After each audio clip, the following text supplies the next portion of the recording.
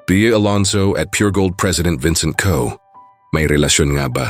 Mainit-init na balita na naman ang ating pag-uusapan ngayon. Isang kilalang aktres at isang bigating negosyante ang laman ng mga usapan online. Walang iba kundi si Bea Alonzo at ang president ng Pure Gold na si Vincent Co. May namumuo nga bang pag-iibigan sa pagitan ng dalawa? Kamakailan lang ay naging usap-usapan sa social media ang isang vacation photo na in-upload sa Instagram. Ang larawan ay mula sa isang pribadong account, pag-aari ng Pure Gold Price Club Incorporation President na si Ferdinand Vincent Co.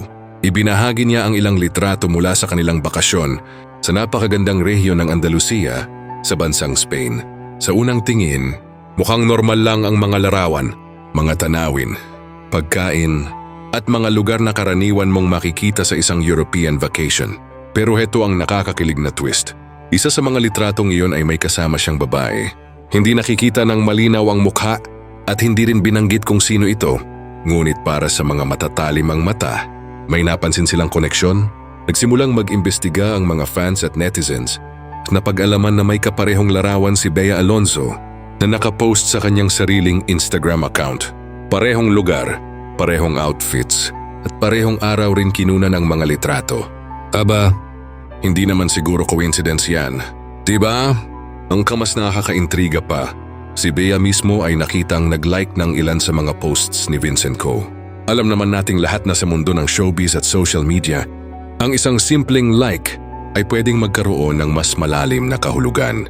Kaya't lalong uminit ang mga haka-haka na may espesyal na ugnayan nga sa pagitan nila.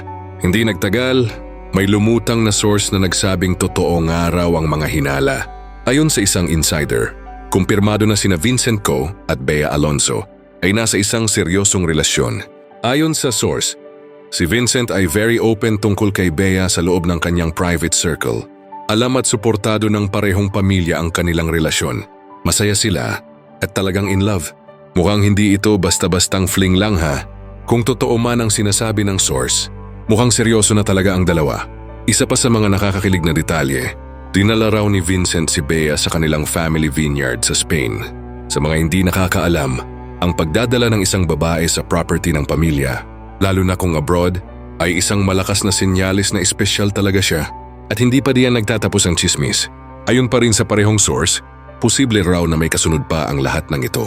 Oo, tama ang iniisip mo. Posibleng may engagement na mangyari sa mga susunod na buwan. Ngayon, sino nga ba si Vincent Co? Si Ferdinand Vincent Co ay anak ng mga retail tycoon na sina Lucio at Susan Co. Kilala ang pamilya Co bilang isa sa pinakamalalaking negosyante sa bansa. Si Vincent ay presidente ng Pure Gold Price Club Inc. mula pa noong 2015. Bukod sa Pure Gold, may hawak rin siyang mga posisyon sa iba't ibang negosyo ng pamilya tulad ng real estate at alak o liquor business. Kahit mataas ang kanyang posisyon at malaki ang impluensya sa business world, nananatiling low profile si Vincent sa publiko. Hindi siya madalas makita sa mga social events at bihira ring magsalita sa media. Kaya naman laking gulat ng marami nang lumabas ang balita tungkol sa kanya at kay Bea. Speaking of Bea Alonzo, hindi na lingid sa atin na matagal-tagal na rin siyang single matapos ang kanyang breakup sa long-time boyfriend na si Dominic Roque. Marami ang nakisimpatya kay Bea, lalo na't ilang ulit na rin siyang nasaktan sa pag-ibig. Pero kung totoo ngang si Vincent Co na ang kanyang bagong minamahal, mukhang nakahanap na rin siya ng katahimikan at pagmamahal na nararapat para sa kanya. Isa siya sa mga pinaka-respetado at hinahangaang aktres sa bansa.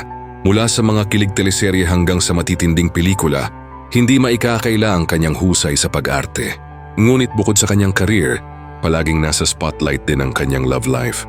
Kaya't hindi na nakapagtataka na tuwing may bagong lalaki na naiko-konekta sa kanya, agad itong tinututukan ng publiko. Ngayon, kung totoo man na may relasyon sila ni Vincent Co, mukhang matibay ang pundasyon.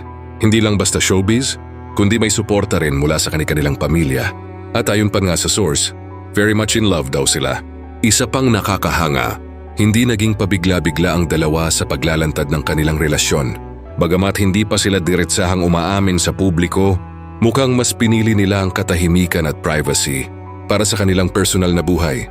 Isa itong magandang halimbawa ng kung paanong maaaring protektahan ang isang relasyon mula sa ingay ng social media at showbiz. At syempre, hindi rin natin maiiwasang pag-usapan ang potensyal na impluwensya ni Bea sa negosyo ni Vincent. Kung sakaling mauwi nga ito sa kasalan, magiging parte na rin siya ng isa sa pinakamalalaking business empire sa bansa. Isang nakakakilig na love story, ang tila nabubuo sa pagitan ni Bea Alonzo at Vincent Co. Hindi man natin alam ang buong detalye, malinaw na may mga palatandaan na may namumukod tanging koneksyon sa kanilang dalawa. Abangan na lang natin kung kailan nila opisyal na aaminin sa publiko. Pero sa ngayon, mukhang love is in the air para kay Bea at Vincent.